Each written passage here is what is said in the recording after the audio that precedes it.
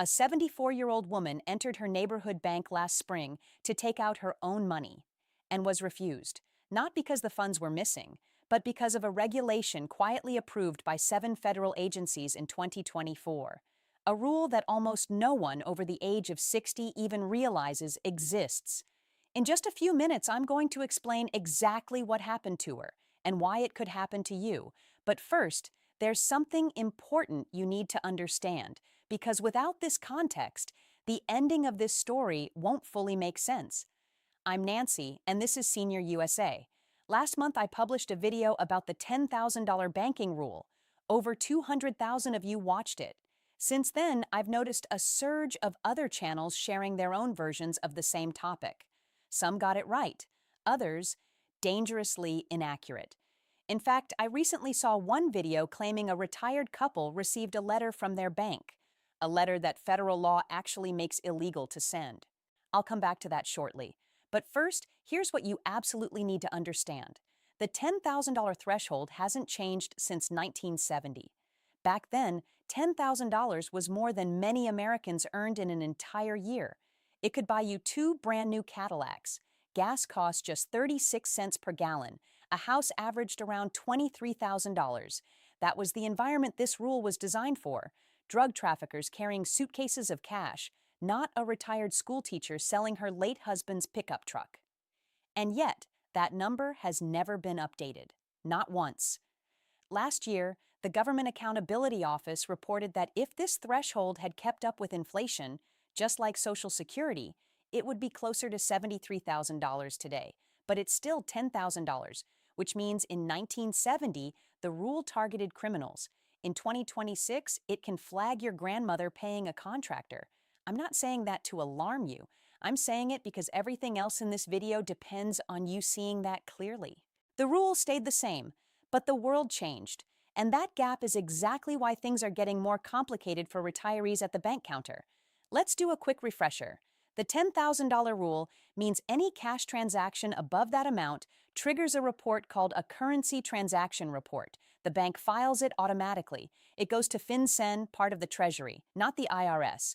On its own, this report means nothing.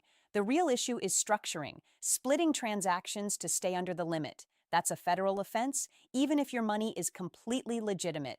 If you missed my first video, watch it after this one. Now today, I'm covering 3 major changes that have quietly happened since then. And after that, I'll correct 3 dangerous myths spreading online right now, because believing even one of them could cost you. Let's get into it. Change number 1. Your bank can now delay your own withdrawal. In December 2024, 7 federal agencies issued new guidance encouraging banks to place holds on transactions if they suspect financial exploitation of older adults. Depending on your state, that hold can last anywhere from 15 to 45 days. Now here's the reason. More than $27 billion in suspicious activity tied to elder financial exploitation moved through banks in just 1 year.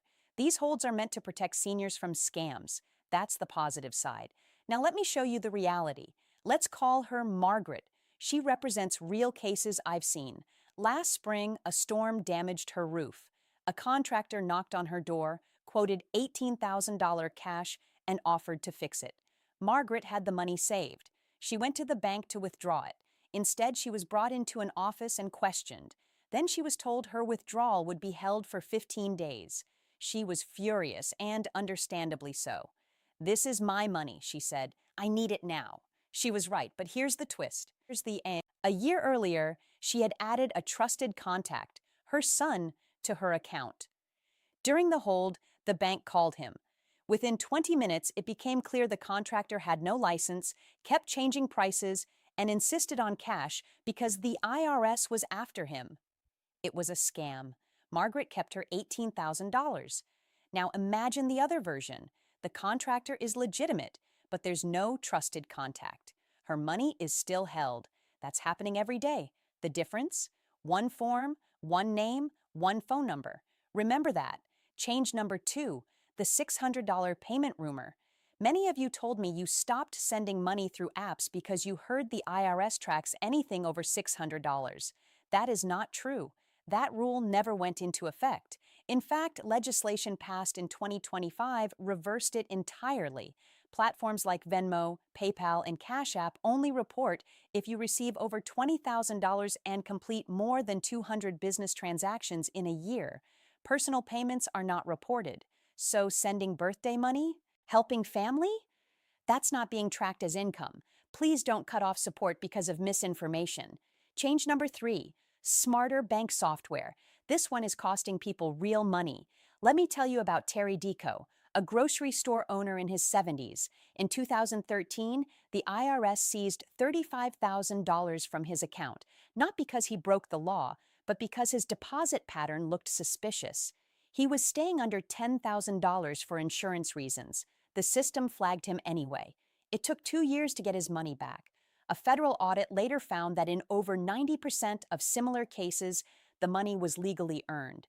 Now, in 2026, that software is far more advanced. It detects smaller patterns, connects activity across branches, and flags behavior below $10,000, which means the old advice, just stay under the limit, can now get you flagged. Now, let's clear up 3 myths. Myth 1, the limit dropped to $7,000. False, it's still $10,000. Myth 2, your bank will notify you if a suspicious report is filed.